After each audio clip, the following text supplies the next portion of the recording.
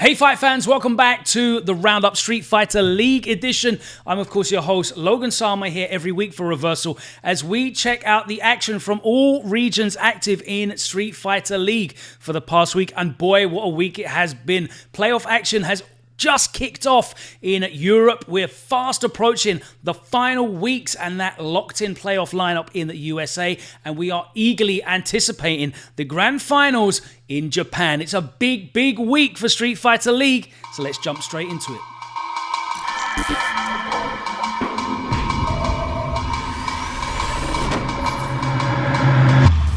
Weeks of pain, suffering, heartbreak, and elation have come down to this. Yes, after 15 weeks of arduous competition, 4 teams managed to pull themselves ahead of the pack and make it into the playoffs. And our first match was number 1 seed BMS going up against their French compatriots GO. And game 2 saw the UK's Mouse Sports going up against the all-Scandic 0-0 Nation. As the number 4 seed, it meant that Team GO were the away side going into this single set to determine the first round of the playoffs. BMS, with their incredible regular season record, earned that number 1 seed. They are on the home side.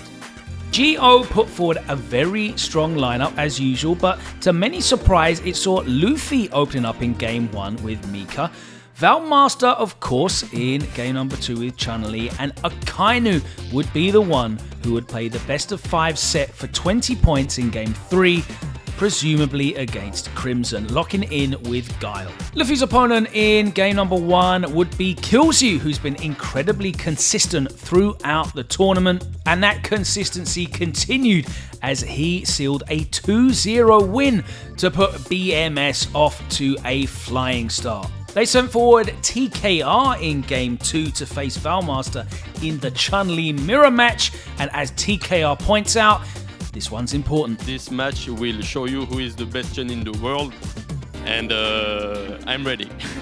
One of the biggest breakout names of SFL Pro Europe this season has been Valmaster, and he continued his incredible consistent run with a 2-0 win here to take 10 points back for Team GO. Going into the third and deciding game now, and Akainu did get his matchup against Crimson, the man with the best record, only losing once so far all season. At 10 points each, this was the deciding set, and it all came down to this. The tension in the studio was palpable, and with Crimson in some of the best form of any player in the world right now, this was going to be a huge uphill battle for Akainu, and it certainly started off uphill as Crimson closed out a convincing game 1 win 2 rounds straight. Crimson made it 4 rounds straight in battle number 2, meeting Akainu in the air here and getting the fortuitous trade. And Crimson closed the set out with a convincing 3-0 victory with this cheeky little teleport mix-up from mid-screen.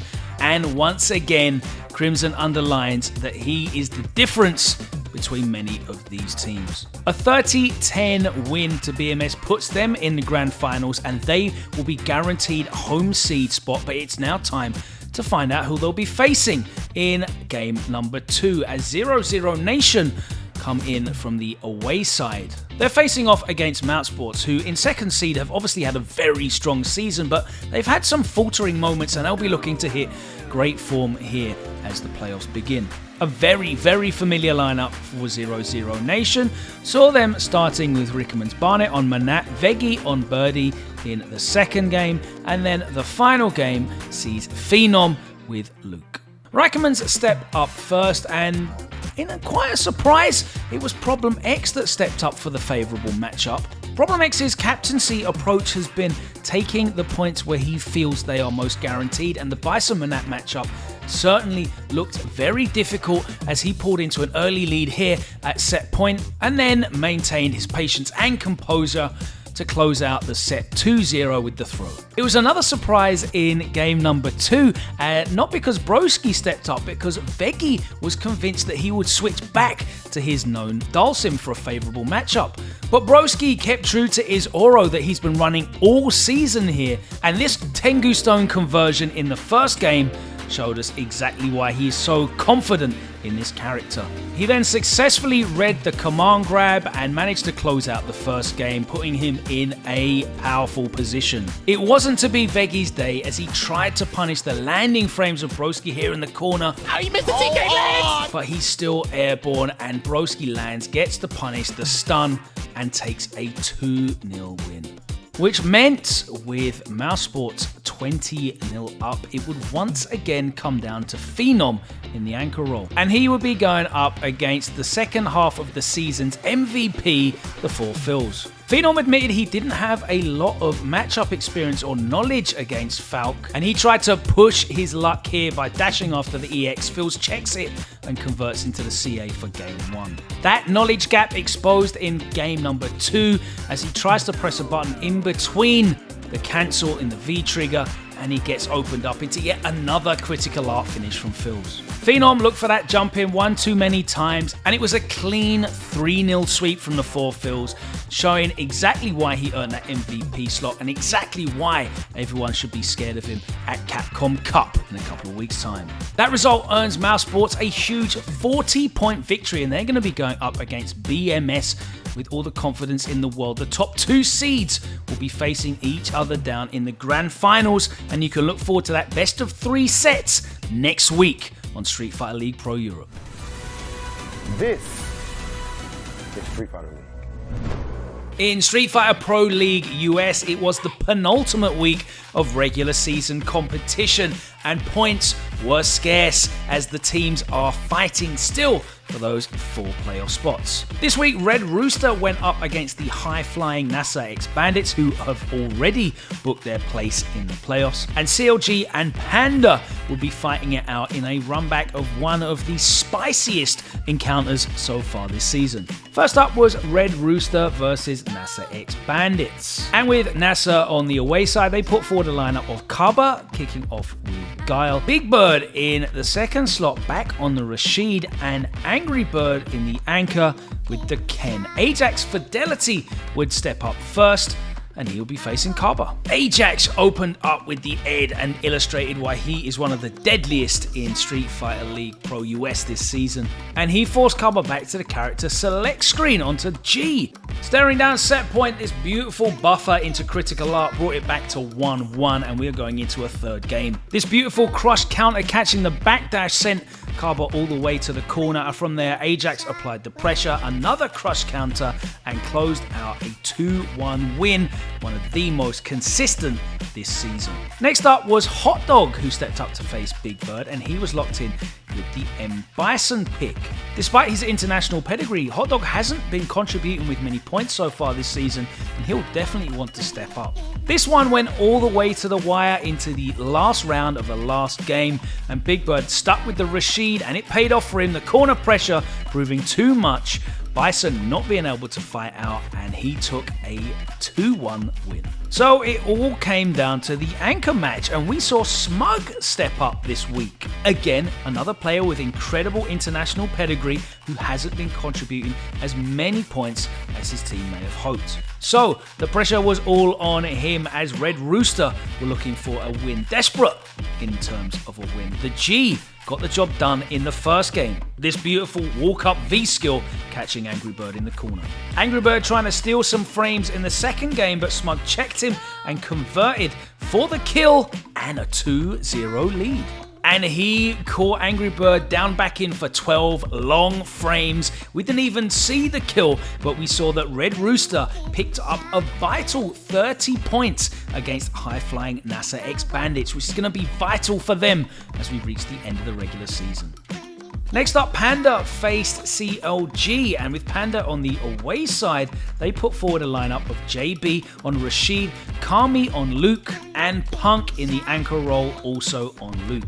It would be just a kid with Jury who faced JB in the first game. And the Capcom Cup qualifier showed his skills here. This beautiful interruption into critical art to close out a vital 2-1 win to push CLG into the lead. It was Samurai who would face Kami in a Luke mirror in our second game. And whilst Samurai pulled into an early lead, Kami definitely wasn't done yet. Oh my god!